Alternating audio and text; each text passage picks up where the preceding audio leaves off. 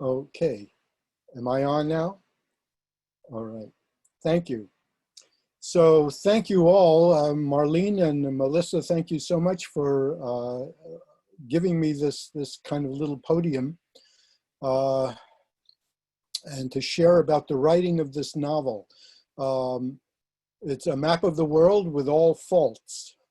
And I really thank everybody who's here for your interest in this book. And if I share the screen now and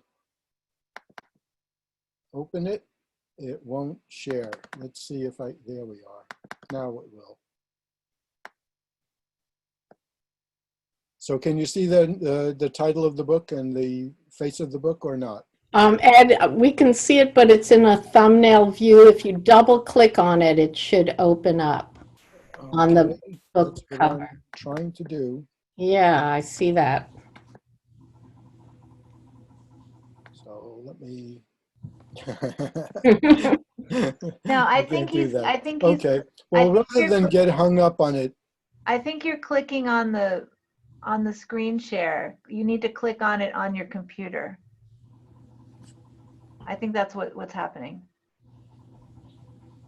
I am. Yeah, So that's, if you're clicking on, yeah, you're clicking on. Okay. So No. you need to, I think you need to close this and then click on it on the screen share on the computer itself, not on the. Okay. Open it up Screen share. first and then share it.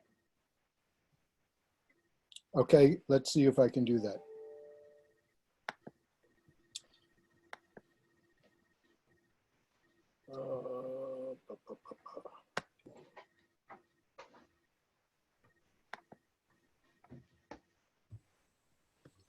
Now I've lost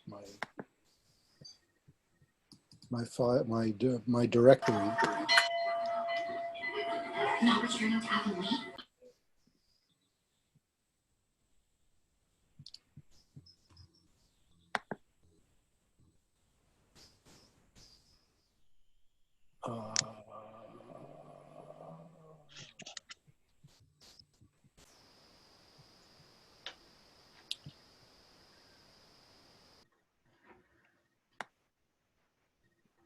Okay, let's see.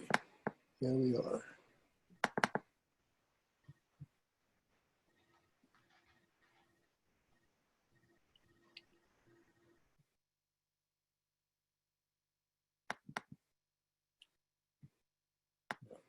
Now, well, let me just begin, and if I can get my thing going properly, hopefully I'll be interesting enough without the visuals. So I'm going to, there we are, okay.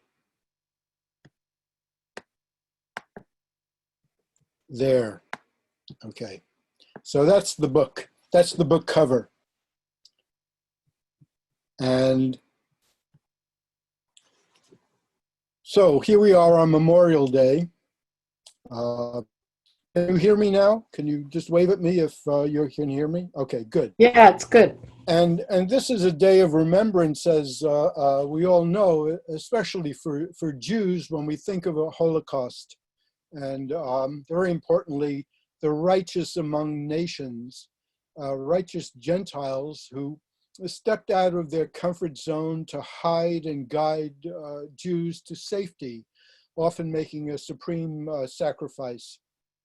A major portion of my novel celebrates those heroes and heroines. It also celebrates the survivors and the children of survivors. This is a novel that covers 3 centuries, beginning in the 16th century, at the time of the Renaissance in Antwerp, what was called Spanish Netherlands. Remember, in the 16th century, you got the Reformation, in which all of the various, or many of the Protestant sects try to take hold in the Netherlands, in France, really all over the so-called civilized world at the time. And the competition, of course, was not tolerated by the Catholic Church. And the enforcer for the Catholic Church was, of course, Spain. Philip II of Spain continued that awful thing called the Spanish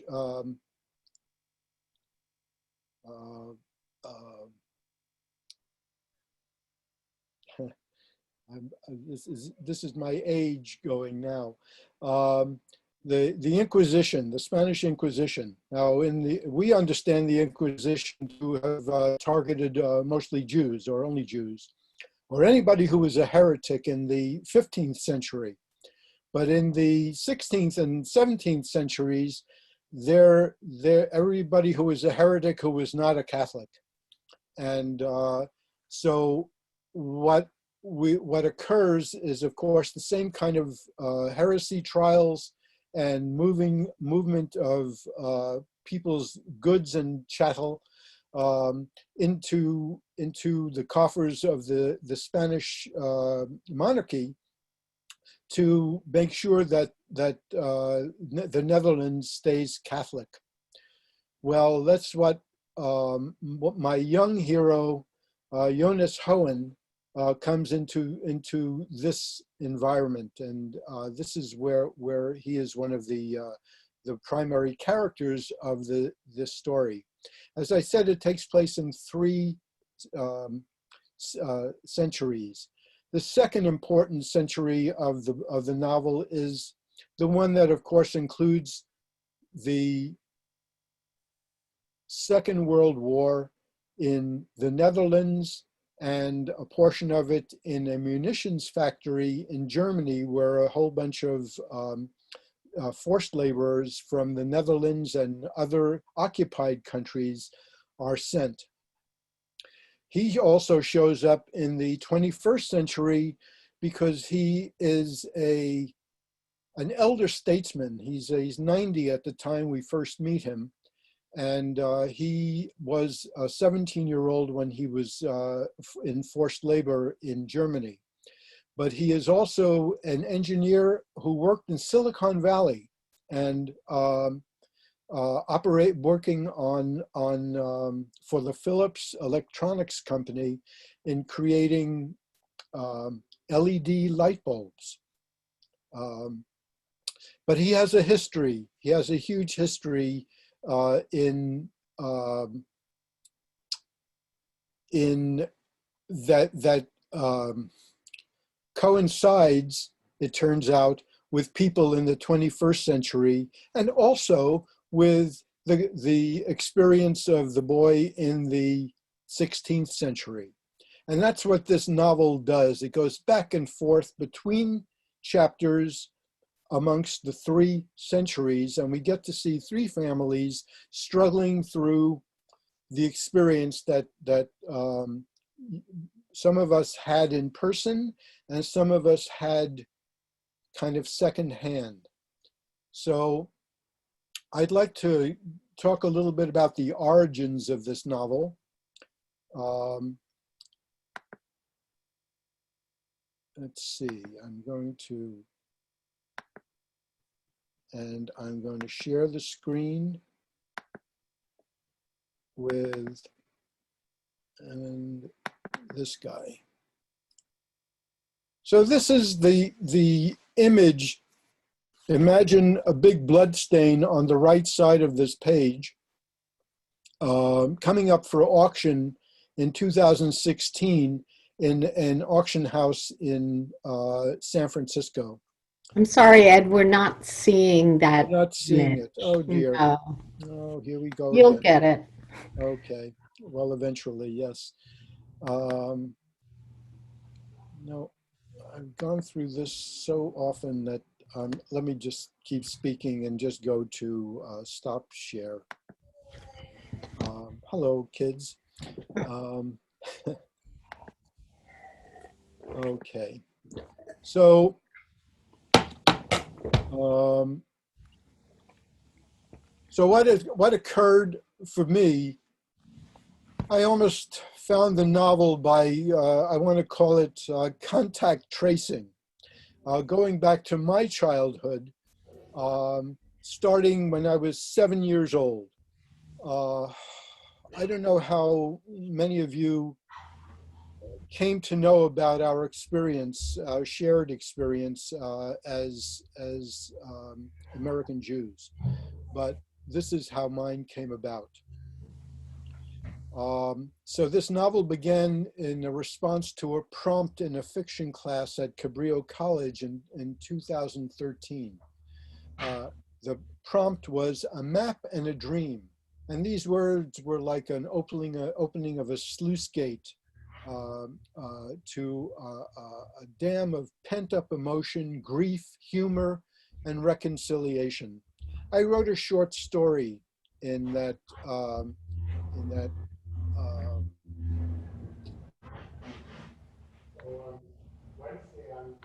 in that class, and it was based upon something that occurred back in 2000, excuse me, in 1948. So I was going through my parents' bookshelf in our living room in the Bronx, and I opened a Hammond Atlas and Gazetteer, and the Hammond and Gazetteer was an atlas that was showing the changes in boundaries in Europe after the Second World War. But at the back of the um, atlas was a journalistic section. And when I was flipping through those pages, my heart stopped because I saw an image that was taken by a British Signal Corps photographer, and it was taken in a concentration camp, and it was about it was an image of a bulldozer pushing skin and bone corpses into a mass grave. These I read and learned later were typhus victims who had not been properly buried and were being pushed by bulldozer. Well, it was like watching what hell was like to me. And from that day forward, for at least 5 years, I would have nightmares. So what was my nightmare? My recurring nightmare was, as I learned more about what had happened in the late 30s and 40s, I was in my nightmare in a roundup of Jews with our luggage being marched off to a train station. And my nightmare was, where was I safest? If I went to the middle of the group, I could at least avoid the snapping dogs and avoid the batons of the guards and the like. And then the alternative was, no, be on the edge of the group that was being marched off. You could escape if somebody turned their back. And this was back and forth and back and forth. And that kind of craziness created a piece of my nights asleep. So my clarity that day was that I was a member of a targeted people. And as I say, it was lurid and indelible.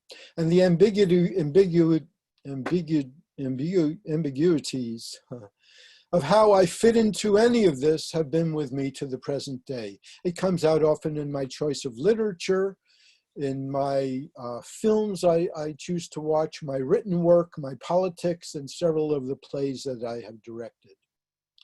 In my time, and I have a suspicion that this was occurring for lots of us, there was no family discussion No one talked about any of this. And by 1948, Jewish refugees were showing up in my neighborhood with numbers on their arms. The bakery guy on Tremont Avenue in the Bronx, one of my best friends, his parents, the Seinfelds, opened an egg shop also on Tremont Avenue, and I worked there as an egg candler. And my friend Jack and unfortunately his very sickly father, whose health was really broken in one of the camps, was very present in my life. There was a boy named Marcel and his broken French family that lived in my rabbi's apartment underneath in the apartment below us. I lived on the ground floor. He was on the street floor. And poor Marcel had very little command of the English language, and so he was constantly being browbeaten by other kids in the neighborhood, Jewish kids, who had no sense of any of this experience as well. My sense is that we all shared a huge ignorance, but we're registering it, and I was registering it, and eventually this came out in this novel.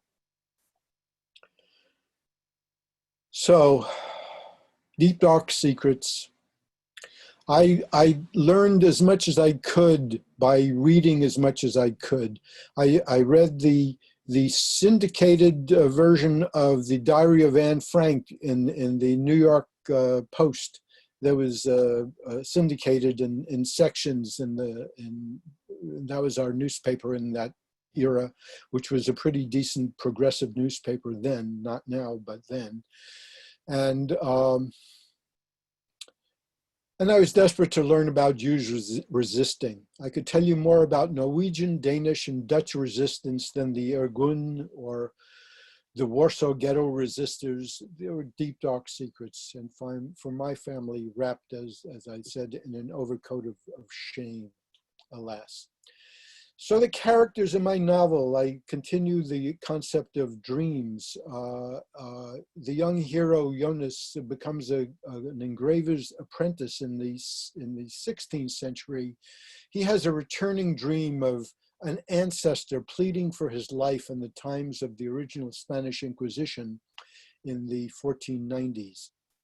The 21st century character, Patricia, dreams of a deathbed revelation by her mother that led to her survival. Her husband, a print dealer, his name is Owen, dreams of Hieronymus Bosch and Peter Bruegel during the beginnings of the 80 Years' War, and that is the Dutch revolt. And Owen's marital landscape is being torn up 6 months after his wife learns of her mother's experience as a child. A 90-year-old Dutchman named Michael Dijkstra, who retires from his Silicon Valley electronics engineering position, is forced to confront very difficult changes in his thinking due to flashbacks to his experience as a teenager in his Dutch town and a German munitions factory where he is a forced laborer. So, we as people are all sums of our experiences. And as a writer, I spent my life interpreting and reinterpreting my experiences. And my experience as a child is way different than what person, and yours as well, I'm sure. So when I was, for example, have you ever had a near drowning or been in a near drowning? I remember being as a child in my bathtub in the Bronx, seeing how long I could stay underwater before gasping and coming up. Well, I said, well, I beat that, didn't I? I didn't die. But I did have a very close chance of dying when I went on a rafting trip. I had several rafting trips, whitewater rafting trips, and one was a glorious 10 days going down the Colorado River, and just, you know, beating the rapids to death and having the experience of just loving it. And I would go again to another one, and finally I had my comeuppance on the middle fork of the American River, in which our entire raft went over, and 6 or 8 of us went over. It was 6 rafters. We went over, and I was bounced around like a pinball in a pinball machine, underwater, bouncing off boulders. Fortunately, was wearing a helmet and didn't get too crazy. But that was the last time I ever wanted to go on a rafting trip, because I had a near-death experience. Well, that winds up in the book, because my young hero lived at a time when the North Sea would roll over the Netherlands almost annually, taking really tens of thousands of lives each time. And so that was an example of just what I could bring to the table in terms of my experience. I knew what it was like to come close to death. Staying in the Bronx for a moment, at my junior high school, I had the experience of being humiliated by being smacked in the face by Al Pacino. Why? Because I was mocking the tough guy actor to be. I didn't know him. I didn't even know his name, but his name then was Sonny Pacino, and he was a contemporary. He still is a contemporary of mine, who went to a junior high school, and there I was smacked by him. Why? Because I was mocking him. He wore a beret, and I thought I had a career as a stand-up comic and would say ha ha ha ha, and that was enough to go whack. And so he humiliated me by smacking me in the face in front of my contemporary classmates. And my humiliation was not fighting back. Now, that was probably a very smart thing to do, because he might have knocked my block off. But I had the feeling, the deep-seated feeling of being humiliated by a contemporary kid. And so does Jonas, this boy in the 16th century, when he goes to work in this publishing house by several of the other apprentices in that publishing house. And so I bring that to the table. In that same high school, junior high school, I went to a print shop class. It was, you know, we had wood shop and print shop and electronics and the like.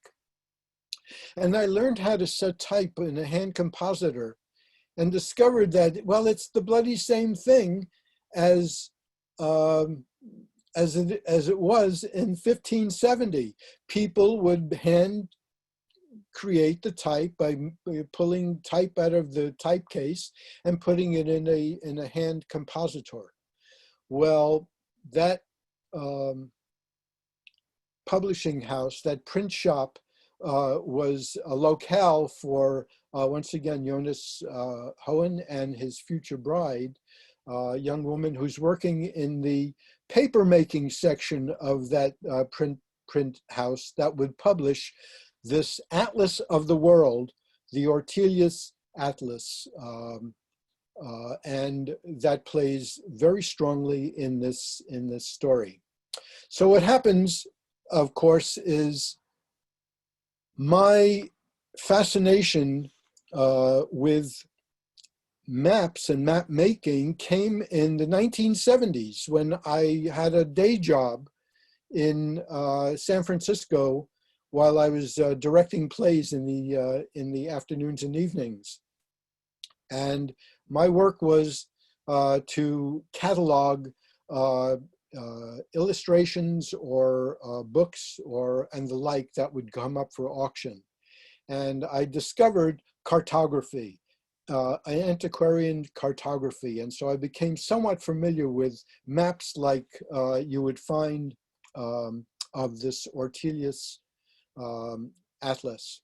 And by the way, I recommend to you, if you go to the Library of Congress website and plug in the name Ortelius, Ortelius, you too can do a page turn, a virtual page turn of his very first edition of the maps that I haven't been able to master on on Zoom well enough to take you away from my mug. So anyway, what was it like? My chance to do a physical page turn of the atlas occurred in 2017. I had already written several drafts of this novel, and here was my chance to actually have the experience of turning the pages. Friends were living in Oxford, England, and 2 phone calls away, I was able to sit in a musty library at St. John's College and do a page turn in full view of a librarian sitting on a pillow. That is, the book was sitting on a pillow, and I could turn the pages, and this was a 1579 edition of this map, this atlas. And so I could actually take my trip through a fairly contemporary version of it.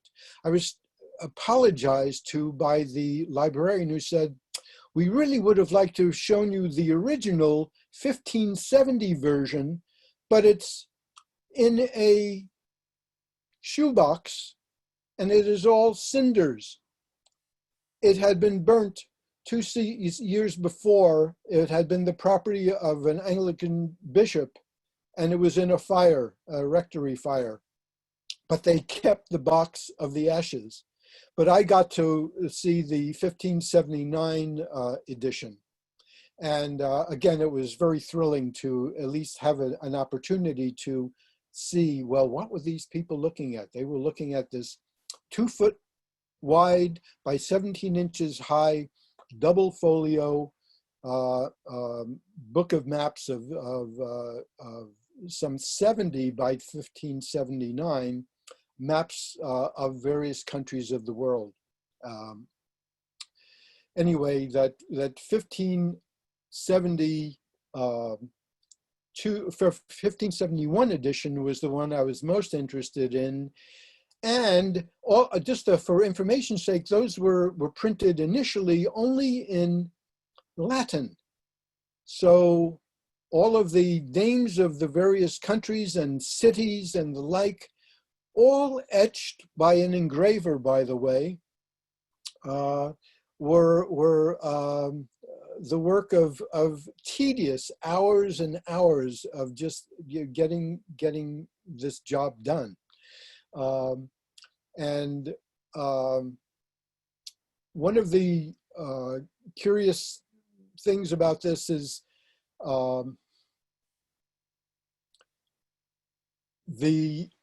the edition that I looked at, which was 1579, these plates had been used multiple times before, and the actual images that you get to see on in those pages were actually quite thin. They didn't hold the ink as well, because under all of the pressure of those printing presses, heavy prints, the result was a flattening of the surface, so that the ink could not press up onto paper like it had to. And in the early editions, the images were actually a whole lot cleaner. So after many, many impressions, these plates had to be redone. And for 40 years, those editions of the Ortelius map were published in Antwerp. Now, Ortelius died in 1598, I believe, but his work was carried on by other publishing houses that he had connected with. So this map that shows up in San Francisco is brought to the attention of Yad Vashem. We don't know why yet when we first discover it, but there's something about the map that is terribly important to Yad Vashem. There's historical material that needs to show up that provides for the provenance of certain people who needed to be honored. And the father of that 90-year-old fellow is the guy who needs to be honored. And the woman who saves the mother of the girl who became the mother of the girl who we meet in 2016, who's a teacher in Palo Alto, has a relationship that she, through this 90-year-old.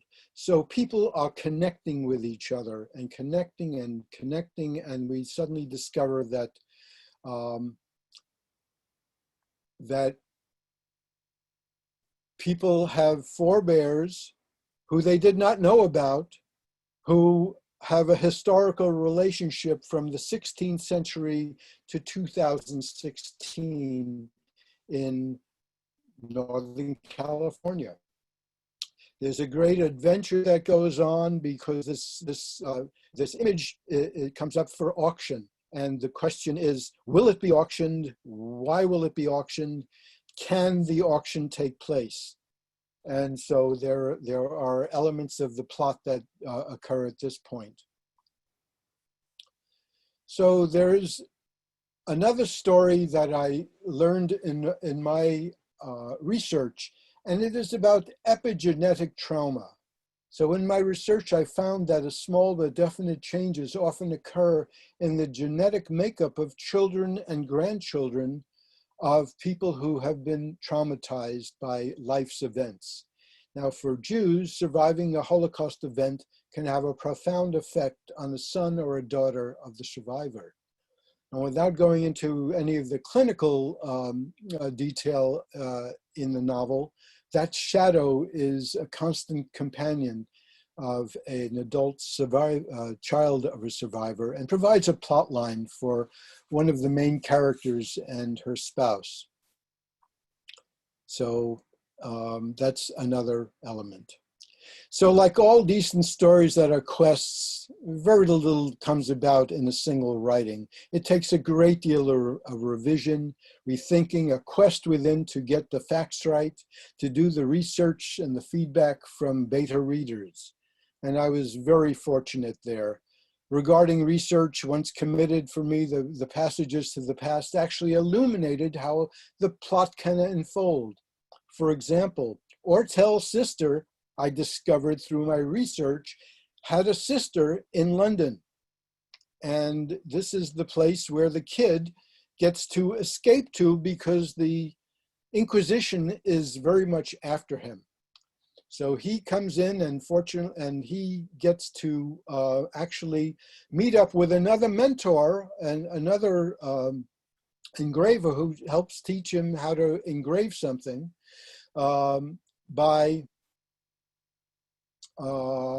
because this engraver, who is a Protestant, actually is hounded out of the Netherlands and escapes by the skin of his teeth from the Iron Duke as well. But he is also in London. And then there are adventures in London. And of course, this kid who is very much interested in having the Netherlands liberated from the boot of the the Spanish, decides to go back and save himself as best he can.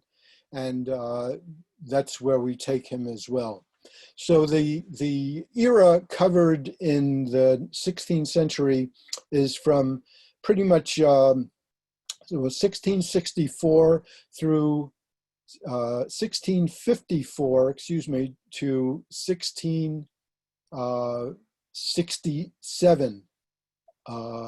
Something called the Spanish Fury in Antwerp, which actually led to the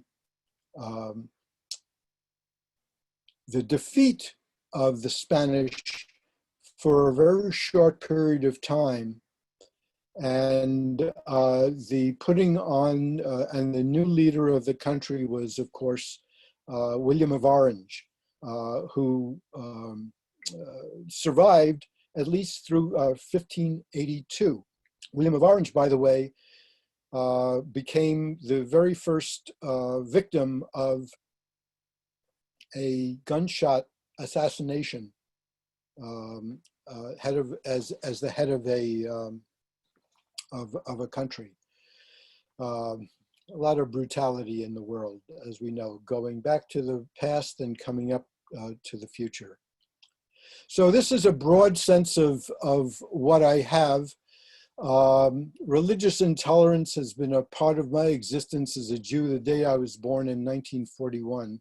Fortunately in the Bronx and not in Lublin or Kiev, where my family's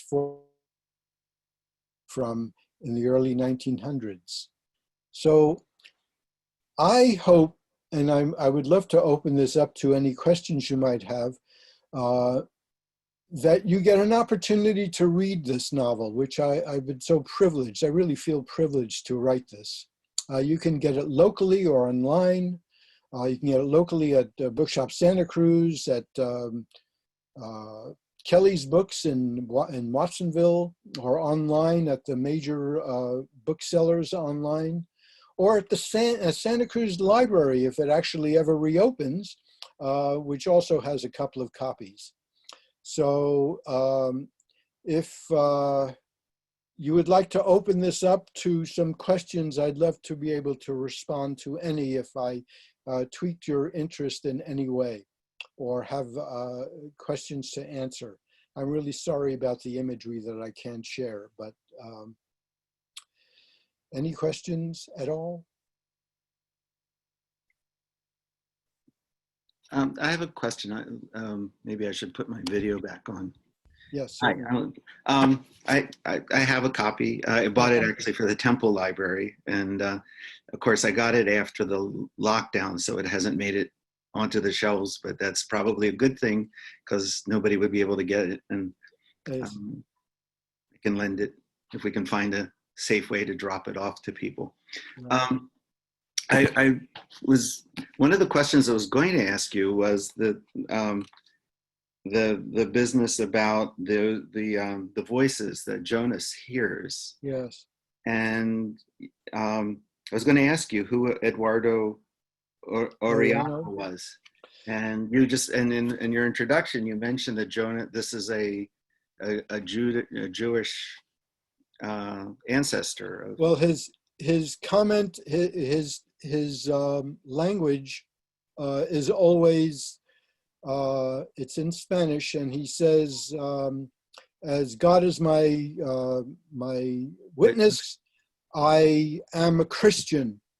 And he's one of those crypto Jews who, to save his life, renounced his religion, at least for that period. And the question of whether or not he actually survives is highly questionable. So my connection is that Jonas is actually, through his bloodlines, is really connected to Eduardo Oriano. I don't give you the specifics of how he knows that, but he senses it. And I believe that that is there is some reality to that in my world. that he is connected. He knows he is connected to that individual. I be honest, I didn't pick that up, and I was going to ask you who Oriano was, and I know He's one of the many unknown dead Jews in Right. in Seville. Yeah, and I didn't get that Jonas was a descendant of Jews. Okay, well, he just he divined it then. I mean, Um, seriously, that's all that happened. The other question I had was, is the atlas that Michael's family has, that his father has, the one that's featured, is that supposed to be the same copy that Jonas gives to the captain as part Yes, of the passage? yes. Very early on, there's the notation that there's actually a message from Jonas to the ship's captain, thanking him for all of his help. If you read quick, you're not going to catch it, but it's definitely there. And that's noted, I think, actually in a couple of places. It's noted when Jonas is on shipboard and he gets passage, actually to save his life from the Spanish Fury in 1567. Yeah, when he escapes with his family. Yes. He I gets just- to the north of the Netherlands, actually, and escapes the Spanish Fury a day before it descends. Because that was a unique edition that he had Yes, himself had hand colored. yes, exactly. You And it see, was also one of the later imprints where he had made some changes to part of the right, the engraving. exactly. He working as an engraver, he discovers that he's the guy who's got to fix the sabotaged version. If you remember, there was a Right. sabotage version, and Jonas is it's like who's in the shop? You're the one. You know how to work with gravers. I can't find Franz Hogenberg. Franz Hogenberg, of course, was the master engraver who is responsible for all of the original engravings, pretty much. So Jonas, again, this is a fictitious element here, but he gets to repair that segment of the map that was sabotaged, but because he has to do it with a poker, he's also it's weakened the plate, and by the third attempt, this is the version that we're talking about is the very first Dutch version. That is to say, the maps are all still printed in Latin, but on the other side of the map, there is text that is printed in Dutch. Right. And this is the one that Jonas, there's 11 copies that still need to be printed in 1571.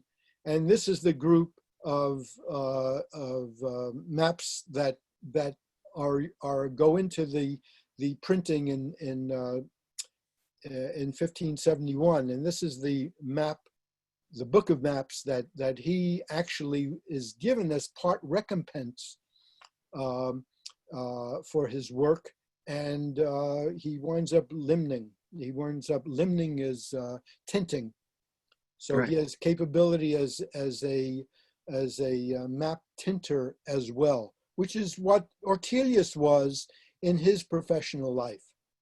He knew how to tint maps and lim. He was part of the guild that were printers, engravers, and limners. Well, what I was trying to get at was that there were these connections that, Yes, everything is connected in the story. yes, So Emmanuel, the carter, Dreyer, whatever, who travels with Jonas, ends up being Hetty's ancestor. right, Van Al- exactly. And Yes, so his children, I understand how her family ends up with the the copper. Well, should I be yelling spoiler alert for everyone who No, I don't know. No. But it's okay. Even if you know it, I don't think it's going to hurt the experience. Because if you go, I mean, if you read this novel, you'll be enmeshed in the experience, I think. And so I was trying to figure out how that exact copy of the atlas, that volume, gets from the captain that rescues them to the Dijkstra family. Is there a connection there? Yes, it's the Rotterdam family that Michael Dijkstra, his mother. This book was a wedding gift to his mother, okay. right? Yeah. So that's that piece of it. Well, I'll just one more thing. Sure. I just in terms of, I think there are some surprises, and I think that I'm hoping I'm not giving it away, so I won't say exactly what. But there's some moment where Michael hands something to Patricia, Yeah. and that's when I went, oh my God. Yes. Good. Yeah. Yes. Exactly. See, I think it's all about connections. It's a matter of kind of dotting I's and crossing T's and making sure that well, not making sure of anything, because nothing is sure, but but at least to kind of take a thread and unravel it and just keep bringing the pieces together. And there are some mysteries, and most of them are handled. Thank you. Okay. I'll be quiet unless somebody else asks a question. Good.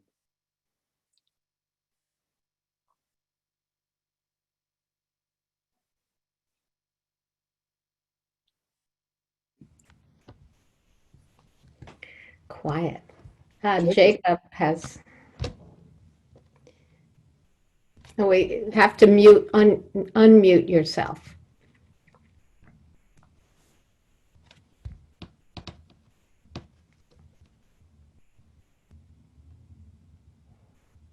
You're good, Jacob. No. Not yet. Oh, you turn your volume up.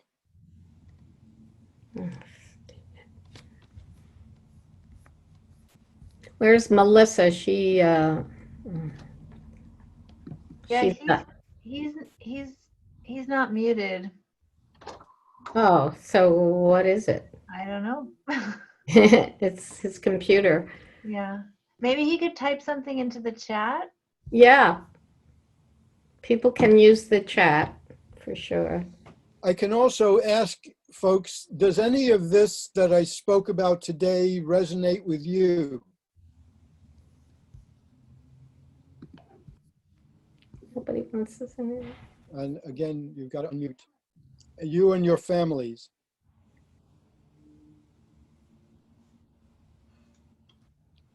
Wow, people having trouble.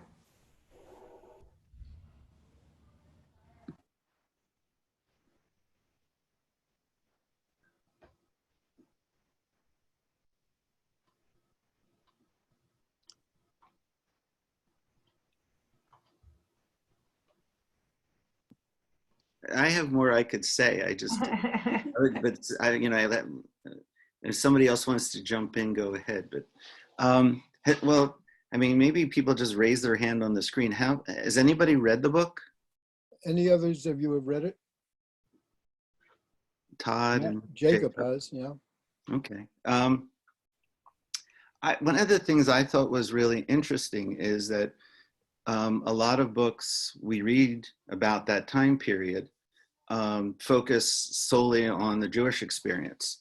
And one of the things I really appreciated was how much, especially the Dutch 1940s section, featured the experience of non-Jews. Gerda? Yes, Gertie, yeah. Gertie, who was, worked for the underground and was a rescuer. Michael and his brother being sent to the camps. Their father, who was hiding a Jewish child.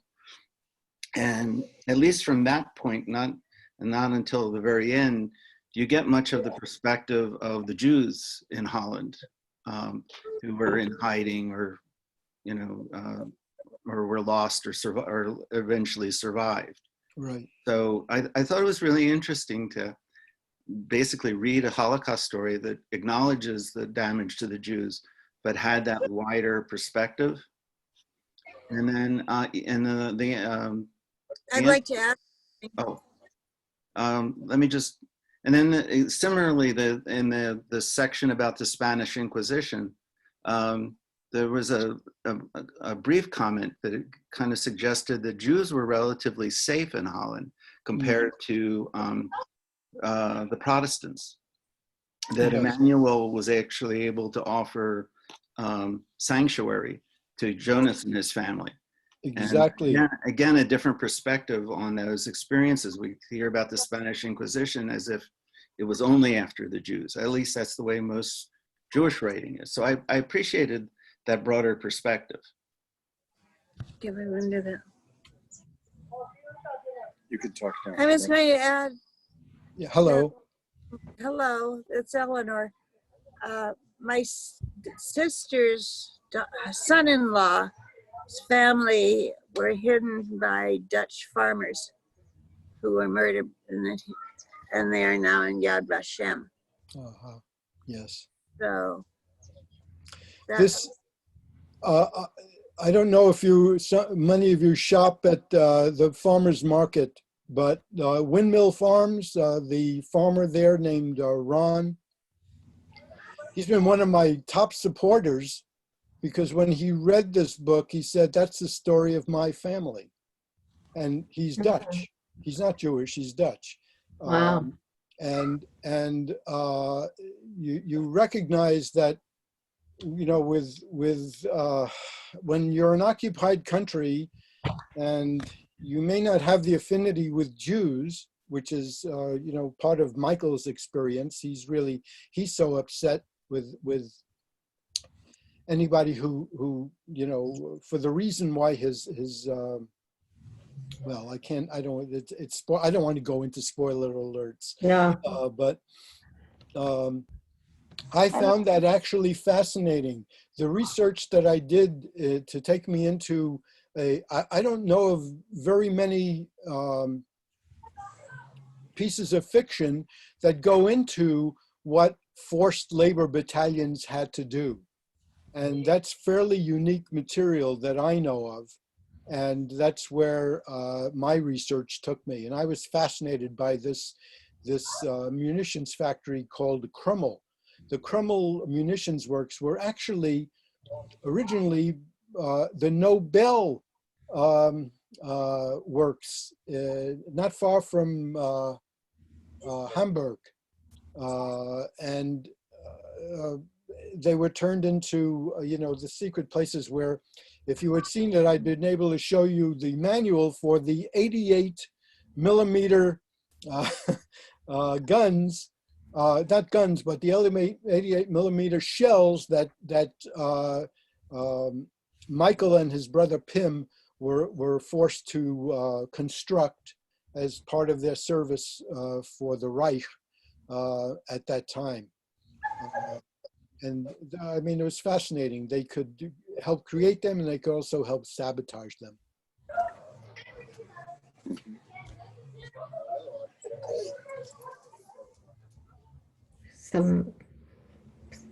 I hear voices. Yeah.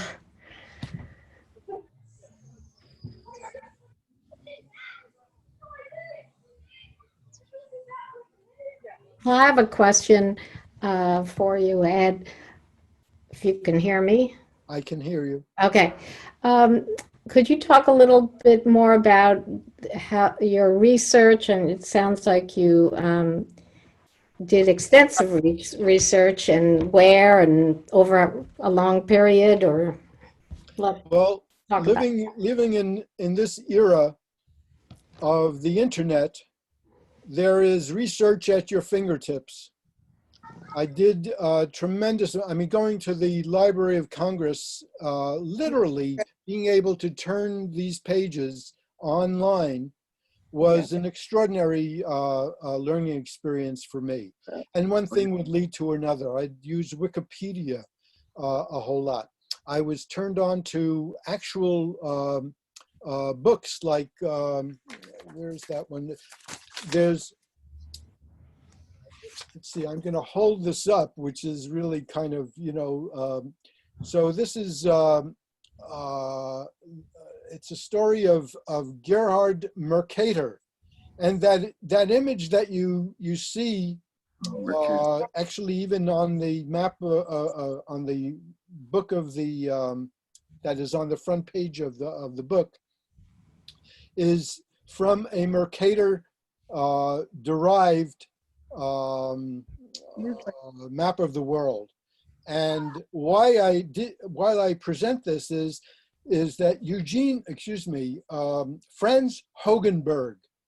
Franz Hogenberg was the master engraver who was tasked with creating to scale all of the maps that you finally see in the atlas. And this particular image is, you just look at look, if you can see it, the capability that you have to use darkness and light and scrolling back and forth and what have you with gravers, with engraving tools, and then using color, of course, to show this remarkable portrait of Mercator. So I would read books like this, and I would get a sense of what it was like for Ortelius and his fellow travelers to actually create a material like this in the time of literally a revolution, the revolt. I learned about the Inquisition in the Netherlands, and there's a book by a man named Motley that I was published in the 19th century, 19th century, about 1864. And it was this glorious view of the Dutch Republic, the birth of the Dutch Republic. And it's really, it reads like fiction because it's overwritten and overly complimentary to William of Orange, who really had a very spotty career as a leader of a revolution. As I said before, he was a pretty poor general, and many of his armies were simply hired mercenaries as well, because nobody could get off the dime to fight the Spanish, what were called tercios. Tercios were people who, this was the organization essentially of the Spanish armies, where they had a division of horse, they had a division of lance people, what were they, pikemen, and a bunch of groups of, in addition to the cavalry, foot soldiers, basically, who were the grunts. And these tercios, meaning three, they were like a Roman phalanx. That's how they would go into battle in the New World as well as the Old World, as well as in what was called Lower Germany. It was really literally physically Lower Germany, meaning the lowlands of Germany. So again, mostly the work of people online.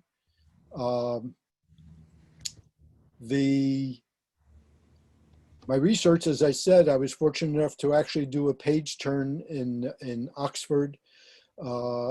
And there, I also did a map. Raina and I, my wife and I, in 2017 on this trip to England, um, also we walked the streets that Jonas had to walk from Lime Street to Abchurch Lane, where his mentor had his studio. And based on my on the map, it was a 1603 map of London. I deduced that it would take about 15 minutes to get there. About 15 minutes to walk from Lime Street at the sign of the Cock, which is where he was domiciled. And sure enough, it took about 14 minutes. So that was in-depth, real walk in the streets of old London to see that we could actually make it in that length of time. And I hadn't published it yet, and I was waiting for confirmation that we can get there from A to B, point A to B, that way. So that was a piece of it as well. I also learned how to engrave on copper. I learned to use the tools. I got a sense of how difficult it was, and it was really insane. It is insanely difficult, and I'm glad I design with words rather than with engravers tools, because I couldn't carry through on that one. So that's a more example of how I researched this. Right. Well, did you go to the chat, Ed? You know how to do that? Yes. Bottom, you'll Yes, see I a see couple that. of comments. Uh-huh. Oh, could it be louder? Oh, no, go to the, Oh, sorry. someone early on was having trouble hearing. Hopefully she figured that out. No, Jacob, who wasn't able to get his audio working, just complimented you how much Oh, he yes. enjoyed the book. And then Lee Yeah. had made you'll have to explain what Lee writes there. Wow. Yes, yes. I do remember, actually, in my research, I came across that story. Why don't you read it for everybody else who might not be looking at the chat? Right. So from Lee to everyone, there's a story circulating about an unexploded shell found in the fuselage of an Allied bomber. Inside was a note. This is what happens when you use slave labor to make munitions. So clearly, somebody in a forced labor camp included that note somehow on their 88 millimeter shell. That was a dud. That was a dud because as you discover, if you read my novel, there at least one of the brothers is willing to try to aid the war effort and get back to get the Germans out of the Netherlands. From conception, 6 years. How long, Cheryl asks, how long did it take from conception to publishing the book? 6 years. 5 years, writing, rewriting, tearing it apart, trying to make, for a period of time, I was trying to get an agent interested in this. And I spent almost 6 months attempting to get an agent while I continued to work on it to improve the book. And I would get some bites, some nibbles. And I went to a writers' conference in San Luis Obispo, a couple of them actually. And that's where I met my publisher. And I simply liked what he had to say. And including the research, it took about 5 years, 5.5 years, probably. And even after I published the very first draft, I found a whole lot of material that I needed. It was more about typos and factual errors that I needed to correct. And so I took another month and put that into the hopper. And so finally, I have a version that I'm proud of that I think has been quite good. So there it is. What's your next project? Would you attempt another novel? My wife will kill me if I tell her. That's another thing. That's another thing. If you want to destroy a marriage, write a book. That requires a lot of research. No, I'm serious. I'm not serious, so serious, but it isn't. I'm going very gingerly into my next project. I'm continue to do some writing, but this was a major effort. And Yeah. if you want to see more recent stuff in the current Horticulture Review, I've got 2 short stories that are out now, and you can go online and look at PGR online, and there's stuff like that that's going. So I'm continuing to write, of course, but this was a very major undertaking. Sure.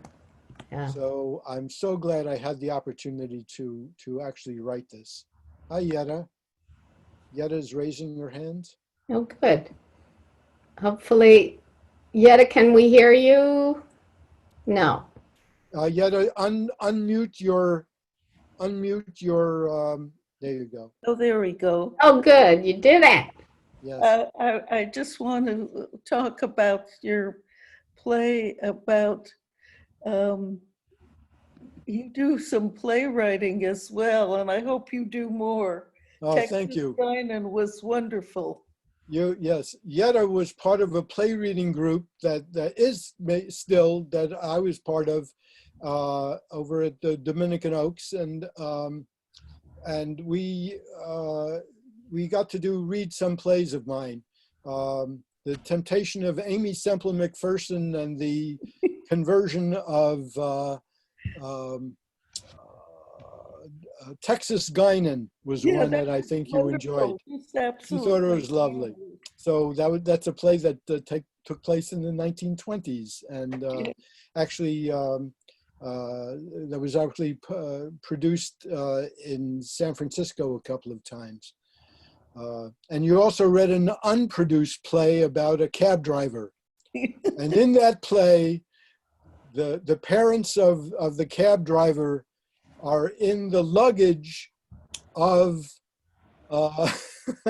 show up in the luggage of a cab rider.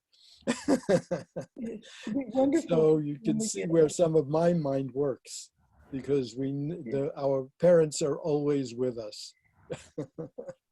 A lot of baggage. A lot of baggage, exactly. You got it. So we carried a lot of baggage around, yes. How long ago did you do these play readings? Oh, well, the readings we did fairly recently, in the last couple of years. I Oh, think. nice. But most of those plays were written in the 60s, the 70s, and the 80s. And then I was very, at the time I had no interest, especially in publishing.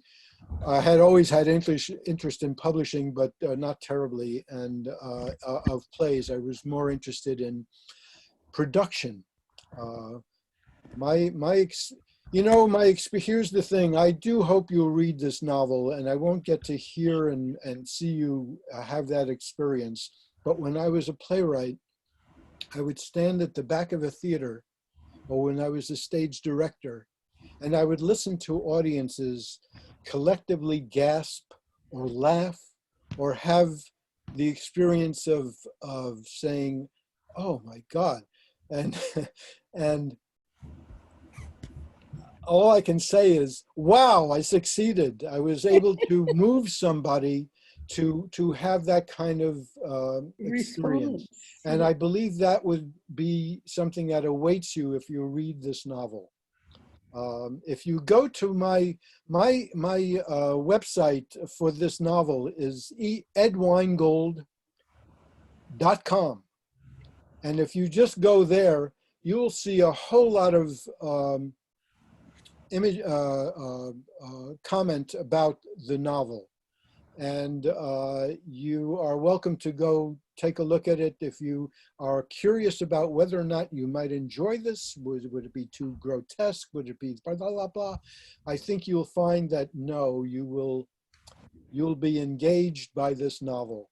And yes, as you know, some of as Lee was saying, you know, there's some surprising information about other people, you know, who experienced what it was to come under the boot of the Nazis and come under the boot of other outrageous people who think that they have the answer and can take it out on other people. Ed, Yes. Steve Hi, Tracy. Steve.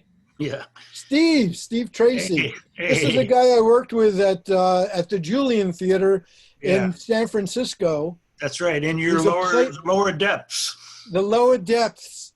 So I directed a production of the Lower Depths, and Steve, who is in Port Townsend, Yeah, Washington, still there. living there. He's a wonderful screenwriter. Thank He you. has a Right.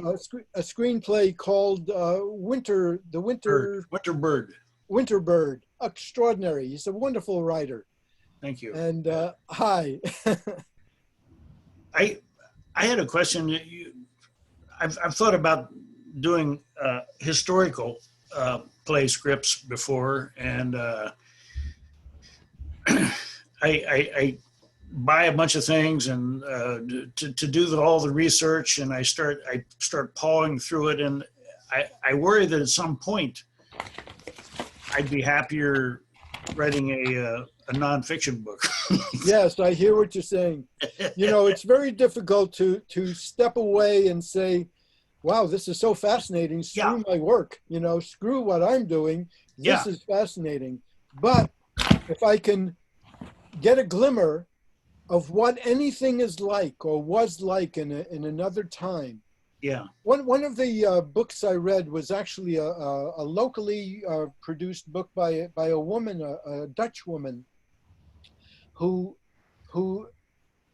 described it's got a title something around Among the Polders or something like that. She's not a professional writer, but she's a Dutch woman who lived through the German occupation of the Netherlands. And I used a little piece of what I learned, because she related a story about how the Germans would loot church bells. They would loot the brass and copper of a country for war material. Mhm. And there's one story that she talks about where the church bell from her little town was amongst the many that were put on a freighter and loaded from Amsterdam. And then the freighter, fortunately, on some level, sank in the, in the estuary.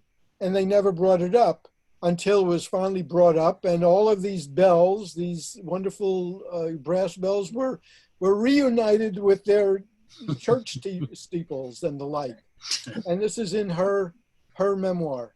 Yeah. So it's stuff like that. So I knew, another spoiler alert, these are copper plates. These were works of art that were done in the 16th century, essentially, by this engraver.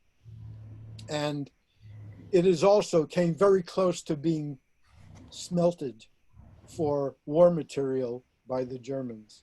Yeah. So the boundary between truth and fiction is often very much blurred. But boy, if it's based in the truth or based in what really happened, it really has gravity and weight. Well, they're both equally attractive. Yes, they are. And it's so tempting to want to bring all of that research in, Yeah. but you really have to say, what can I use of this? Mm. You know, how can I shape this so that it actually isn't about me being a historian, a faux historian. Mhm. It's about what is going on for the characters, and how the plot can continue. Okay. So I'm going to try to get the book, I hope so. probably through maybe, you say the Santa Cruz bookstore is the, Yes, if you try and buy it through the Santa Cruz bookstore, they will ship you a copy. and that would give And you an extra brownie point, right? Because it was bought. Yeah, it would be an extra brownie point because it's our local bookshop. Or go to Kelly's Books in Watsonville, and she's got some actually autographed copies. Oh, maybe I'll do And that. she's also a local bookseller, and she'd be happy to ship that stuff out to you too. Kelly's Books in Watsonville. Kelly's, Kelly. That's her first name. Yeah, well, I'm Kelly's Irish. Books in So. Watsonville, and it'll take you to Watsonville Books, and you can get her email off that. Okay, I'll put in for the autograph one. Also, you can actually get it where you are if you just go to my website and Yeah. click on local booksellers. They will get it for you. They'll order it for you. Oh, yeah, they can order it, yeah. Yeah. Or, of course, go to, dare I say it, Barnes & Noble or, Amazon or Apple Books if you want the electronic copies. Okay. Yeah, I can't wait. Looks like fun. I have, my wife does prints, makes prints, so I can identify there, and I used to sell antiquarian books, so.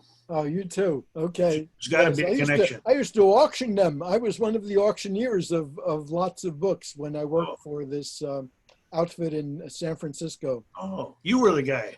I was the guy. and Lewis Brown got me that job there. Yeah. Lewis, who's no longer with us, alas. Oh, well, yeah. All right. Other questions? I wanted to bring it back to the temple. Yeah. Because I read in your bio that you were active in the Trumbinickers, That was yes. before my time here. Yes. And I'm sure there's some people, I know Gilda, I'm not sure she's still with us on Zoom, but she was active in that. I'm sure Gilda's Eleanor, yeah? Bernard's uncle, David Hilberman, was one of the founders of the Trumbinickers. And I think, did you know him? I think I did. This is because in about some time in the early 80s, when I was still working as a stage director, I directed Zalman or the Madness of God at the synagogue on he was a former for Disney, and he also was blacklisted by HUAC and was called to Congress. Yeah. And so he had his own story. He was in the Army Signal Corps. So, but he got very active in the Trumbinickers. That was his only connection to the temple. Right. So we did production at that synagogue location in Santa Cruz on California and Bay. You remember? Some of you might remember that building. And it was superb. I was very pleased. We're a bunch of amateur actors, and they did an extraordinary job. And then we did another one down at the Actors Theater, and that was Clifford Odets' the Noah story, which was called The Flowering Peach. And that was a little bit less successful. And then some years later in Aptos, at one of the fairs, that we did a group of 3 Peretz plays. Yiddish Peretz plays in translation, and that was quite a you know, a lovely experience, I think, for lots of people in that group. I bet. And I'm sorry we don't do that anymore. yeah, yeah. And Rabbi Rick was, of course, who was at the you know, originally at the first temple that I mentioned, Or Bay. and later, and of course anyway, it was fun working with all of those folks.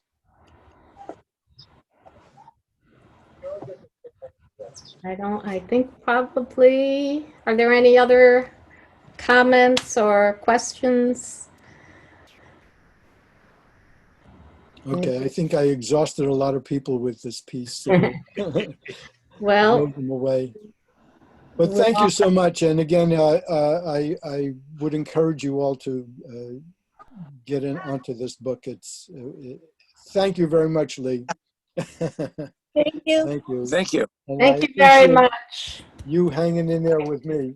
Thank you. You take care, everybody. Thank Take you. care. Thanks for showing up. All See you right. next time. Bye-bye. Thank you very much. Okay.